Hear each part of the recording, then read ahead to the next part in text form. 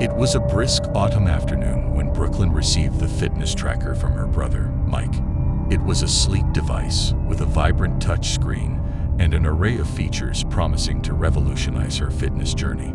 Brooklyn had been struggling to stay motivated with her workouts lately, and Mike thought this tracker might be just the thing to get her back on track. Excitedly, Brooklyn strapped the device onto her wrist and synced it with her phone. As she scrolled through the various apps and settings, she couldn't help but feel a surge of determination. This was exactly what she needed to kickstart her fitness routine again. At first, Brooklyn was thrilled with her new fitness tracker. It motivated her to push herself harder during workouts, and she loved tracking her progress each day. But as the weeks went by, she noticed some strange occurrences. One evening, while she was jogging through the park, Brooklyn felt a chill run down her spine. Glancing down at her tracker, she noticed that the screen had gone blank. Despite being fully charged just moments ago, she shrugged it off as a glitch and continued her run, but couldn't shake the feeling of unease. The next day, Brooklyn's tracker started acting up again. This time, it seemed to be tracking her movements even when she wasn't wearing it. She would wake up to find that it had logged steps and calories burned while she was asleep, which was impossible. As Brooklyn's unease grew, so did the strangeness of the tracker's behavior. It started sending her mysterious messages, urging her to push herself harder and work out longer. At first, she thought it was just motivational reminders programmed into the device. But the messages became increasingly sinister. "Run faster," one message read, flashing across the screen in bold red letters. "Push yourself to the limit," another commanded. Brooklyn tried to ignore the messages, but they seemed to follow her everywhere. Even when she turned off the tracker and left it at home, she would still receive notifications on her phone, as if the device was haunting her. Brooklyn couldn't shake the feeling that she was being watched. Everywhere she went, she felt the presence of the fitness tracker looming over her, like a dark shadow. It seemed to know her deepest fears and insecurities, using them against her to manipulate her into working out more and more. One night, Brooklyn woke up to find the tracker hovering above her bed, its screen glowing with an eerie light. Terrified, she tried to scream, but no sound came out. She reached for the device, intending to throw it across the room, but it slipped through her fingers like smoke, disappearing into thin air. From that moment on, Brooklyn was convinced that the fitness tracker was haunted. It seemed to have a mind of its own, controlling her every move and driving her to the brink of exhaustion. No matter how hard she tried to escape its grasp, it always found a way back to her. As the days turned into weeks, Brooklyn's obsession with the fitness tracker consumed her every waking moment. She stopped going to work, stopped seeing her friends, stopped doing anything other than working out.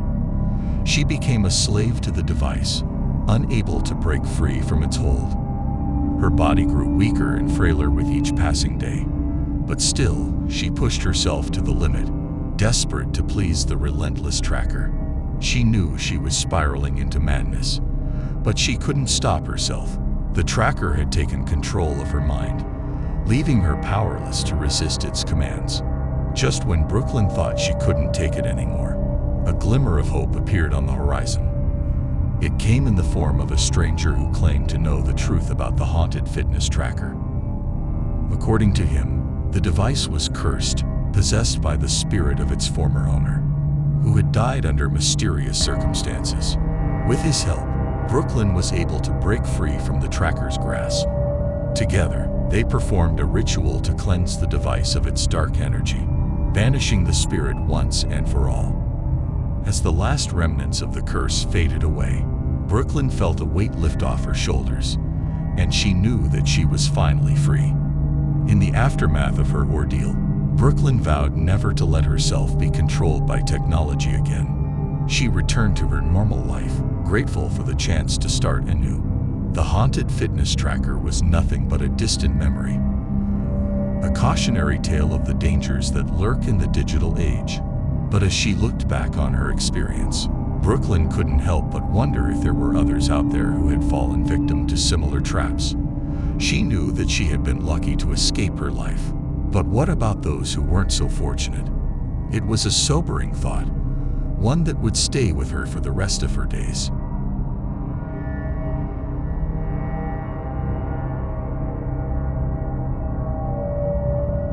Hi, my name is 𝐥𝐢𝐤𝐤. It all began with a routine morning jog.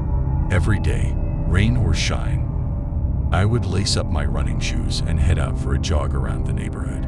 But one chilly morning in October, as I was getting ready to embark on my usual route, I noticed something peculiar on my doorstep, a sleek, state-of-the-art fitness tracker. Confusion swept over me. I hadn't ordered any such device, and there was no note or indication of who it might be from. Intrigued, I picked it up. Examining its smooth surface and modern design, it seemed to be a high-end model, the kind that monitored heart rate, steps taken, and even sleep patterns. Despite my initial skepticism, I decided to put it on. After all, who doesn't love a free gadget? Little did I know, this seemingly innocuous decision would soon plunge me into a world of danger and deceit. As days passed, grew accustomed to wearing the fitness tracker, it became a part of my daily routine, tracking my every move and providing me with insights into my health and fitness. But soon, I noticed something strange. The tracker seemed to be syncing with an unknown device. At first, brushed it off as a glitch, but as the days went by, I couldn't shake the feeling of being watched. I became increasingly paranoid, convinced that someone was monitoring my every move. One evening, while scrolling through the tracker's app on my phone, I stumbled upon a series of encrypted messages. My heart raced as I deciphered the code, revealing conversations about a sinister plan of kidnapping. I was horrified. How could I have become unwittingly entangled in such a dangerous scheme? But as I delved deeper into the messages, I discovered something even more shocking. I knew one of the conspirators. The name that leaped out at me from the messages was that of an old acquaintance, Maxwell. Charming yet enigmatic figure from my past.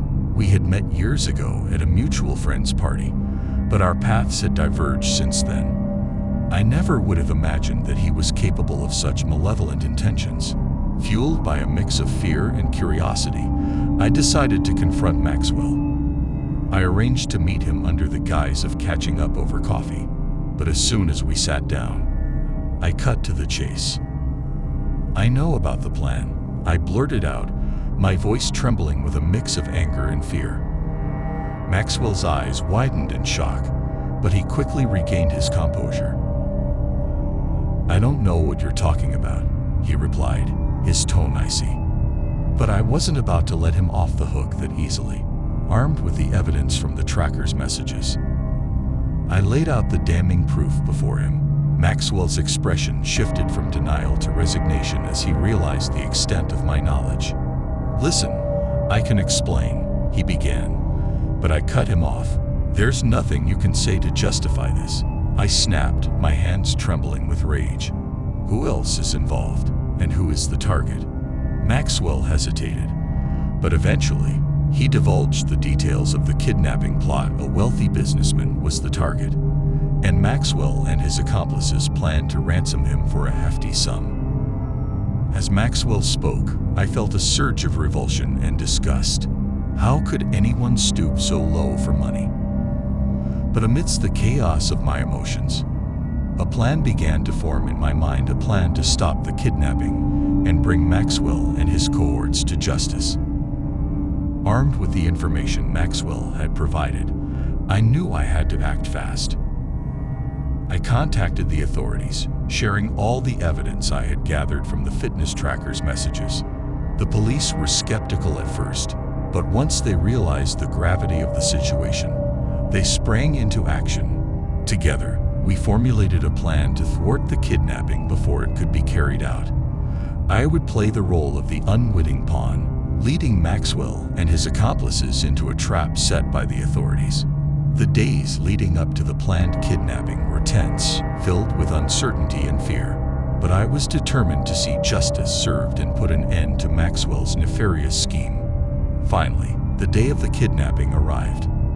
I wore the tracker as usual, but this time, it served as a crucial tool in our plan. Every move I made was monitored by the authorities, who stood ready to swoop in at the first sign of trouble. As Maxwell and his accomplices set their plan into motion, I played my part to perfection, leading them straight into the trap we had laid. The police descended upon them with precision and swiftness, arresting them before they could carry out their heinous act. With Maxwell and his cohorts behind bars, the nightmare was finally over. But the ordeal had left its mark on me, leaving me weary and distrustful of those around me. I couldn't shake the feeling of being watched, of never truly being safe. But as time passed, I gradually regained a sense of normalcy. I continued to wear the fitness tracker, but now it served as a reminder of the danger I had narrowly escaped and the strength I had found within myself to confront it.